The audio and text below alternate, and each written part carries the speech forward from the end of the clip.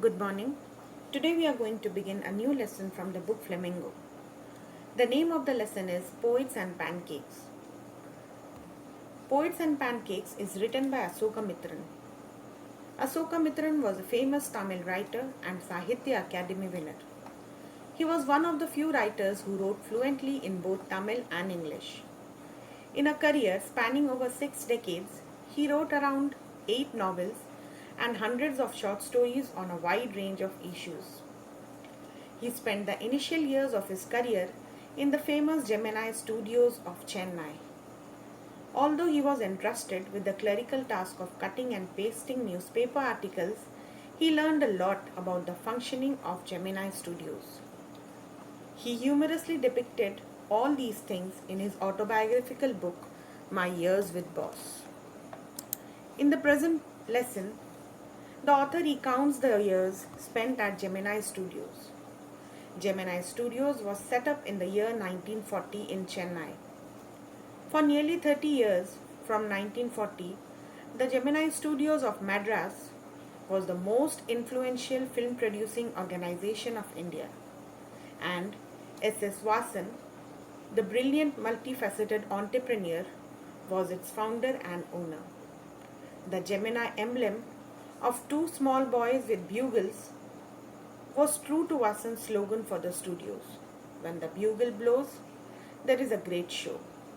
Gemini Films entertain millions all over India and abroad. The studio of film production has never confined its activities within the four walls of the studios, but it also gives a fine glimpse of the outside world as well. Now let us have a look at the theme of the lesson. Poets and Pancakes fondly remembers the glorious Gemini Studios, which was the hub of activity for all the people associated with films. It is a sarcastic and humorous depiction of the various people who visited the place. The extract is autobiographical in nature and subtly hints at the changes brought in by the passage of time. The author has used an easy and conversational style to sketch the humorous image of what went on at the studio. The entire extract is marked by subtle satire, a gorgeous undercurrent of humor, and an engrossing portrayal of people who thrive despite of hardships. The story focuses on the main aspects of contemporary life and on human situations and tendencies. In this story, we will read about Pancake, which is a brand name just like Lakme. Heroines like Greta Garbo and Vajanti Mala used makeup of this brand, whereas the next generation of heroines didn't use this brand. Moving ahead, we come to know that the Gemini studio had a makeup room wherein there was absolute national integration. The author says that even before the All India Radio began broadcasting patriotic shows, the makeup room was full of people bubbling with patriotic zeal. They didn't discriminate against anyone based on caste or creed. There were Maharashtrians, Madras, Christian Indians, and Anglo Burmese. They weren't against any caste or creed. The second rule that the makeup room abides by is the hierarchy. For example, the chief makeup artist would deck up the main leads, the heroes, the heroines, while the junior artist worked on the supporting actors and actresses, the villain or the comedian. Then there was the office guy, and his job was to paint the crowd.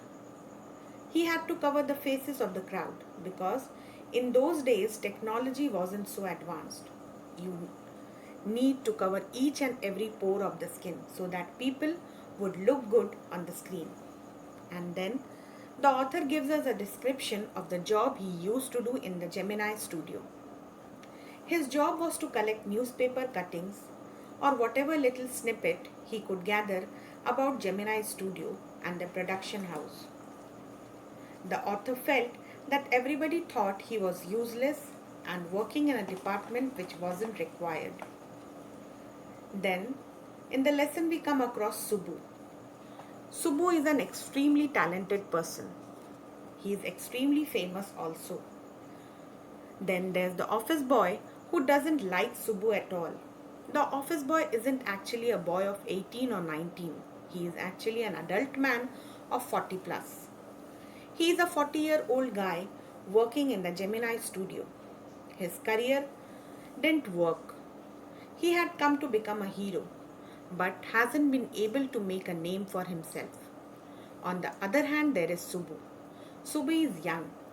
He is very talented and he is doing very well for himself and also for the firm. He is a Brahmin and he is educated. He is so much better than the office boy. The author describes his character in a beautiful manner. Subbu was one of the guys who were hired to create. Now, creative guys require a lot more thought and relaxation to be in the mindset of creating. In this aspect, Subbu was awesome. If he was told to create, he would create differently and in a unique manner. The author also narrates a hilarious story in relation to this. Once upon a time, there were a rat and a tigress, and the rat kills the tigress but becomes merciful and decided to let the cubs live. Subbu was asked as to how he would show the affection of the rat. So, first, Subbu gave 4 ways, but the bosses didn't agree. Then Subbu came up with 14 more ways. Subbu wasn't frivolous in any way, but the job demanded it of him.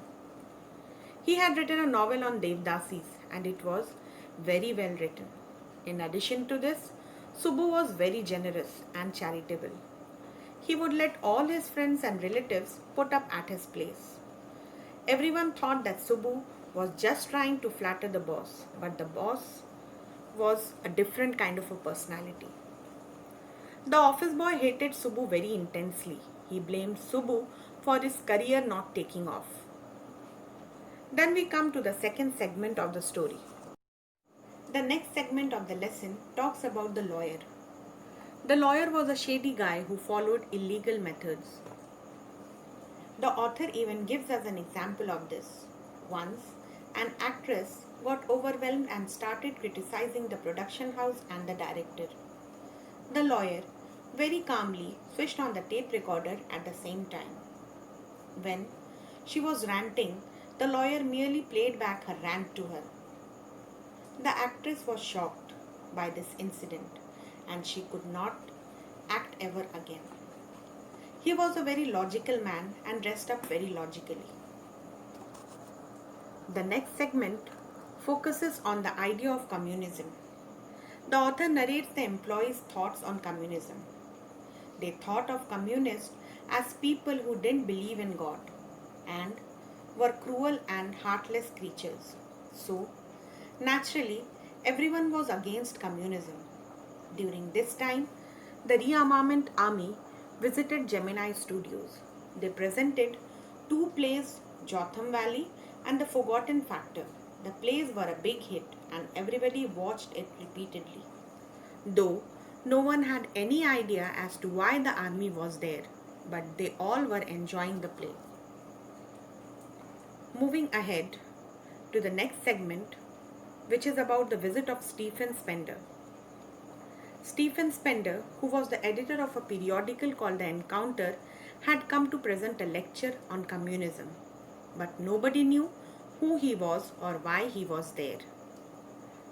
It's only years later, when the author had left his job and there was a short story writing competition, where he chanced to see that The Encounter was a periodical and Stephen Spender was the editor. When he saw this, he was so overjoyed that he immediately started writing a story. The second thing that the author got to know years later is that he was reading the book The God That Failed. He got to know that why Stephen Spender was there that day.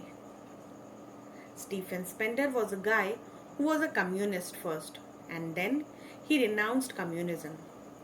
He didn't agree with the philosophy of communism, which is why the boss had invited Spender to give a lecture as to how communism had failed in the world and how it is the worst kind of philosophy that can be practiced.